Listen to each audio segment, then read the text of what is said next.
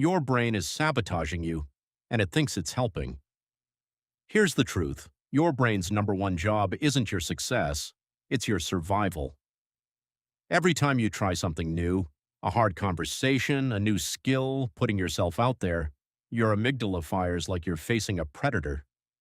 It can't tell the difference between public speaking and physical danger, so it does what it's designed to do, pulls you back to safety, back to the couch, back to the scroll, back to, I'll start Monday.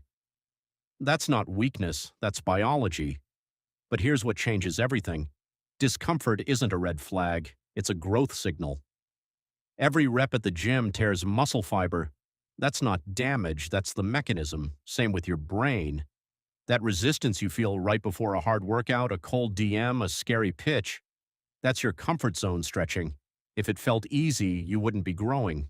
You'd already be there. So next time your chest tightens before doing the hard thing, don't read it as danger, read it as data. You're exactly where growth happens. The people who made it aren't fearless.